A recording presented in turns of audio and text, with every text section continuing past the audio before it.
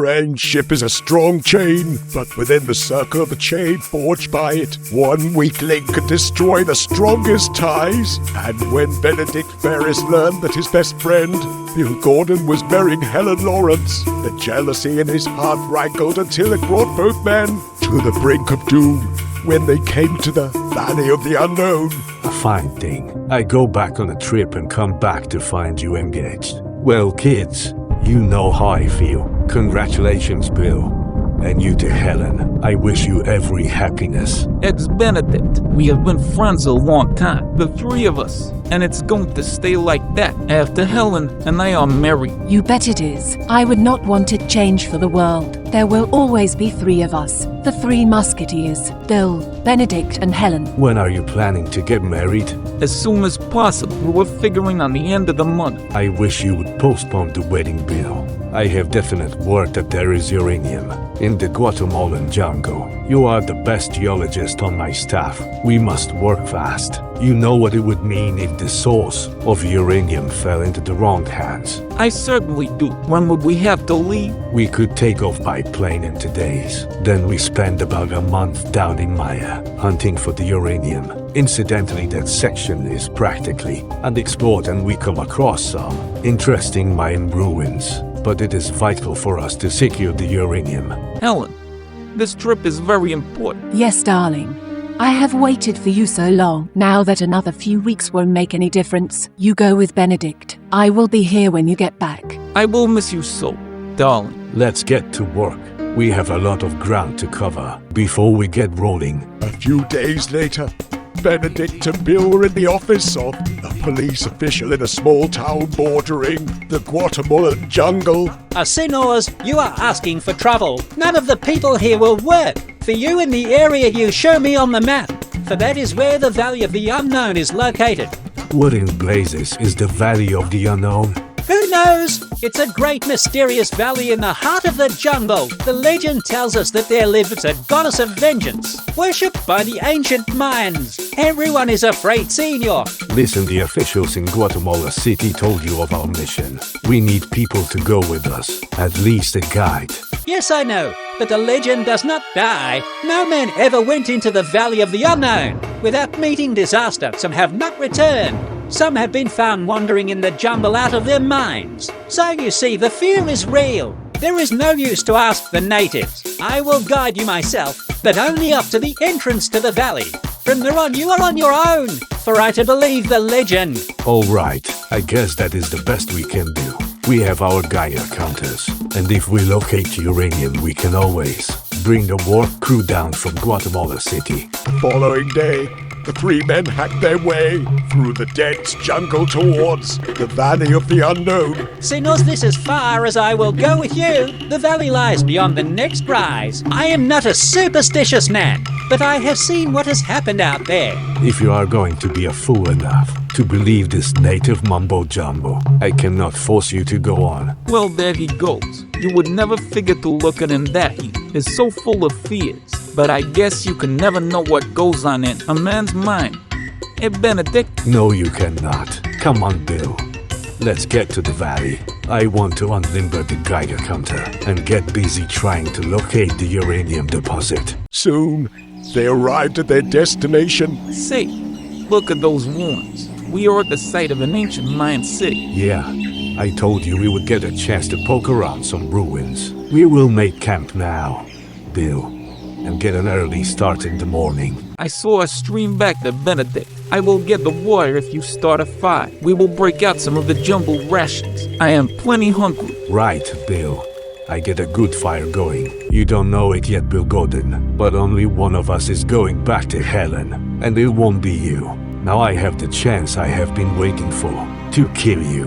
The next day, I think our best bet is to go down into the valley, Bill. Then we can work our way up and cover the whole area with the Geiger counter. Okay, let's start down. It's plenty steep along the side, so be careful. A slip here could be fatal. This is it, Bill. In a while, Your body is going to be crushed on the rocks far below, and nobody will ever find you.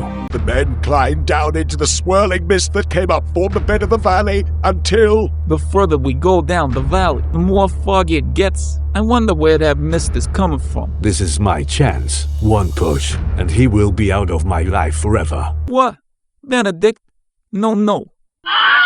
For one wild instant, the shriek of terror echoed up from the mist-shrouded valley. Then there was a death-like silence, unbroken, except for the wind in the jungle foliage. The rest will be easy. I will go to Helen and tell her about the terrible accident that killed Bill. Oh, I will be grief-stricken, all right. And then, after a while, we will get married, and Bill will be forgotten.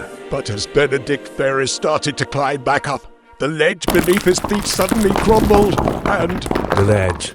No, I am falling. Help. As the ground gave away beneath him, Benedict plunged into the void, following the same screaming path as his victim.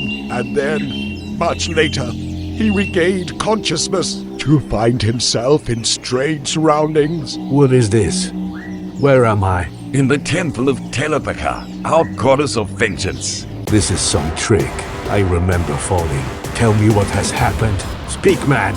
You are in the Valley of the Unknown. You have trespassed on the sacred precincts of our land.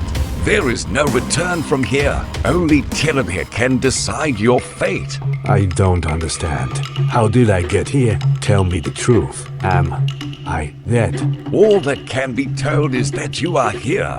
You have transcended time and space, and you must face the judgment of Telepaka. I don't belong here. I got rid of Bill so I could be free to marry Helen. Now you expect me to swallow this. I will smash your stupid idol. I will get out of here. Seize him. It's time for the judgment. Mighty Telepaka, we summon thee. Deal with the intruders. Stop. This is madness. Suddenly, as the smoke and flame cleared away, there stepped from the idol which opened the beautiful goddess herself, the Mayan deity, Telepaka, goddess of vengeance. Silence. Bring forth the other from the outer world. The moment of decision has arrived. I, Telepaka, have spoken. Moments later, Bill, you. But I thought... Well, you were wrong. You did not kill me. I cannot believe what you did. After all these years, we were friends, Benedict, almost like brothers. I don't know what happened to me, Bill. You see, I love Helen too. And when she was going to marry you, I went wild. You are rotten to the core. She loves me, not you. Now the two of us are here, and the chances are we will never see her again. Listen, Bill, we can break out of here. They are just ignorant savages and... You are wrong. You are forgetting that these people are the last survivors of an ancient, rich civilization. They are not savages, nor are they ignorant. We are doomed, both of us. Bring the outlanders before me, to the foot of the pedestal. This is my judgment. You, Bill Gordon, were betrayed by your friend, the one called Benedict Ferris. In the Mayan civilization, the betrayal of a friend is the greatest crime, and the punishment shall be harsh. Bill Gordon shall go forth from here, with no memory of what has transpired. His last recollection shall be that somehow the ledge crumbled beneath him, and he managed to make his way back. He shall believe that his one-time friend is dead. Lead him out of the valley, so be it. What are you going to do with me? Bill, save me. Your shine and struggles are in vain. He cannot help you, and soon he will be back with the woman he loves. For you, I have reserved a special punishment. You shall become a lost one. Your mind shall be taken from you. You shall never know love, nor peace, nor happiness. For you have betrayed a friend. No.